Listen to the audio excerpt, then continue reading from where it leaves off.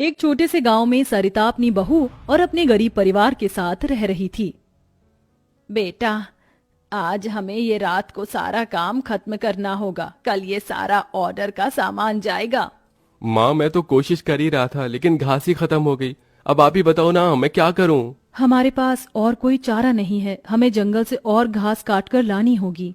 इस समय जंगल में जाने का फायदा नहीं है, कभी भी कुछ भी हो सकता है। जंगली जानवर रात के समय ही बाहर निकलते हैं। अजय बिल्कुल सही कह रहा है बहू।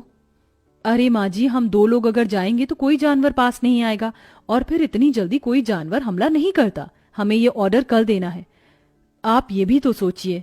लेकिन बहू। माँ जी, आप चिंता मत कीजिए, कुछ नहीं होगा, बस आप बच्चों के पास ही रहना और उनका ख्याल रखना। अगर ये ऑर्डर नहीं गया तो बच्चों के लिए हम गर्मी से बचने के लिए कूलर भी नहीं खरीद पाएंगे। सरिता की बहू भाविका और उसका बेटा, वो तीनों घास से पंखे कूलर बनाने का काम किया करते थे, इसलिए उन्हें घास की जरूरत पड़ती थी। वह आधी रात के समय जंगल में जाते हैं। भाविका, जरा से भी हलचल हुई तो मुझे बता देना, कभी भी कुछ भी हो सकता है। ठीक है जी, मैं आपको बता दूंगी।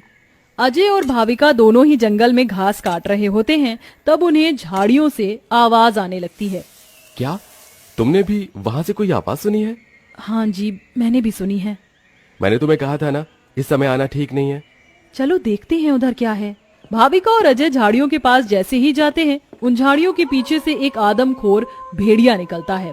भाविका, भागो यहाँ से, यहाँ पर तो बहुत खतरनाक भेड़िया है। अजय और भाविका दोनों अपनी जान बचाकर भागने लगते हैं। अजय, अब हम लोग क्या करें? कहीं भेड़िए ने हमें खा लिया तो? रुकना मत, बस भागती जाओ। भागते भागते वो दोनों जंगल से किसी तरह बाहर निकल आते हैं और भेड़िया उनका पीछा छोड़ देता है। जान बची तो लाखों पाए, लौट के बुद्धू घर को आए। रास्ते में चलते हुए आधी रात के समय उन्हें गांव के एक कूड़े के ढेर के पास एसी पड़ा हुआ नजर आता है।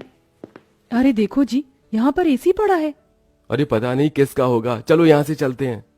मुझे लगता है किसी ने ऐसे ही डाल दिया होगा। मैं तो कहती हूँ इसे लेकर चलते हैं। भाविका अजय को एसी ले जाने के लिए मना लेती है, जिसके बाद वो दोनों उस एसी को घर ले आते हैं। तुम दोनों तो घास लेने गए थे, ये क्या लेकर आ गए हो? ये हमें रास्ते में पड़ा मिला। जब हम कूलर पंखे बना लेते हैं तो एसी भी बना सकते हैं। इस खराब एसी को छोड़ो और ये बताओ, क्या तुम घास लेकर आई हो? सरिता के ये बोलने के बाद जंगल की दुर्घटना के बारे में दोनों बताते हैं, जिसे सुनकर सरिता हैरान रह जाती है। अच्छा, इसका मतलब बहुत बड़ी मुसीबत से बचकर आए हो तुम दोनों, और साथ में ये कचरा उठाकर ले आए। वह तीनों बहुत ज्यादा परेशान हो जाते हैं। कल का ऑर्डर पूरा करने के बाद उन्हें कुछ पैसे मिल जाते, लेकिन घास न होने की वजह से उनका ऑर्डर पूरा नहीं हो पाता और वह ऑर्डर कैंसिल हो जाता है। अगले दिन उनके टूटे फूटे घर के अंदर धूप की किरणें आने लगती हैं, जिससे बहुत ज्यादा गर्मी हो जाती है। हे भगवान, कितनी गर्मी लग रही है, घर में पंखा भी नहीं चल रहा है। मुझे भी बहुत गर्मी लग रही है। पिताजी पिताजी, हमें बहुत गर्मी लग रही है, हमारे घर में एक पंखा भी ठीक से नहीं चलता। बेटा, थोड़ा सा सब्र रखो, कुछ दिनों में मेरे पैसे मुझे मिल जाएंगे तो मैं घर के अंदर एक अच्छा सा पंखा लगवा दूंगा।